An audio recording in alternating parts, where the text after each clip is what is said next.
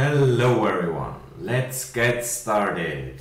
I have to breathe deeply.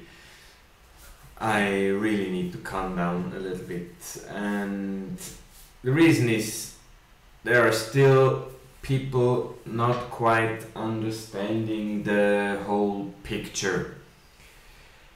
So I created this document. I will attach it in the description as PDF. It's untitled because I don't know what title I should use.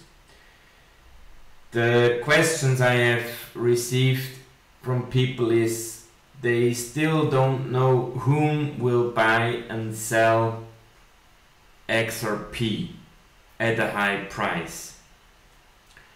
To those people, I very strongly recommend checking out the last link, How Thriving Markets Work.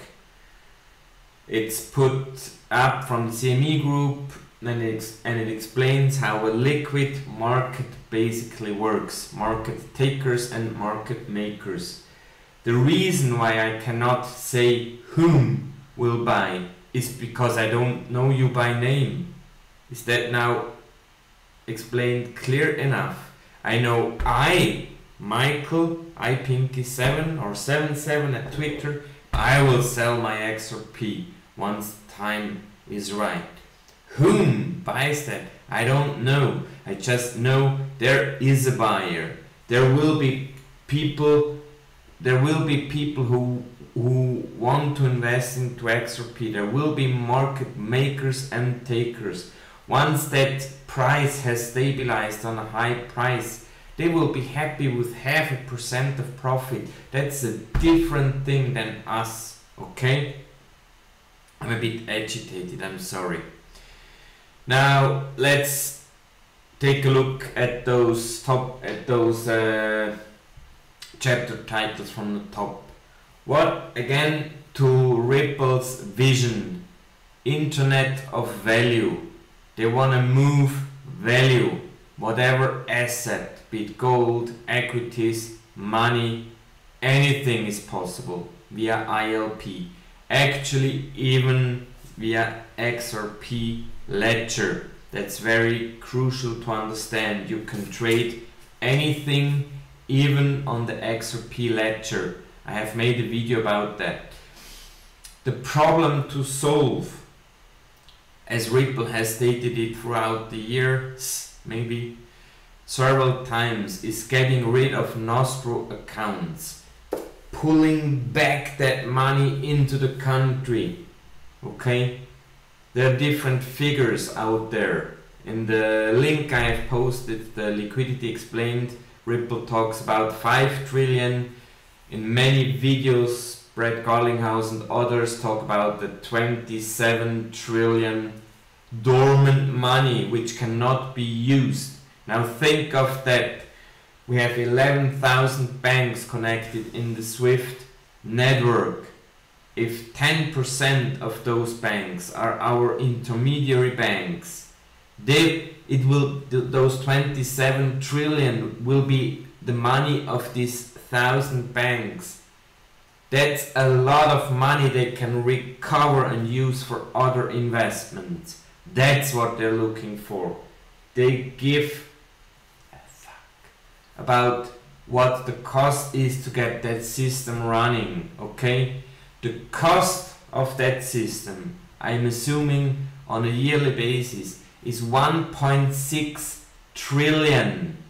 Assuming the price of XRP would go to $1,000, and assuming my applied logic that those people who have less than 100,000 XRP, which can be checked at Ledger Exposed, which will be 2.4 billion XRP, in a few months or maybe weeks, those retail investors like me and you, we will not be in the market anymore, and from then on those 1.6 trillion are saved.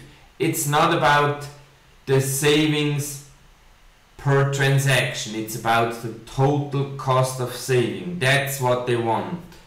this 1.6 trillion just gets stuck with banks. Do you really want to continue making those 10 or maybe less % of banks rich on your back? I don't. Other banks, all the other banks don't. This is a huge freaking problem. The faster we get rid of those costs, the better for the global economy. Okay? And I really want to iterate that. Please watch that video about this market makers versus market takers, where it's really explained how a thriving market works. There will always be buyers and sellers on both sides. It's really not important. Ripple is working on that it works, okay? As soon as we have hundreds of transactions per second, we'll know now the market is in place. It's a thriving market. And this video, I repeat that again, from the CME group. Whom was hired by Ripple? Miguel Villas. For whom has he been working before? For CME group. Let that sink in deep. With that, I wish you a nice day. Here it's cloudy, rainy. I have to clean our garden in the afternoon. Enjoy. Thanks for your patience, for your confidence, for your trust. Keep it up and hodl.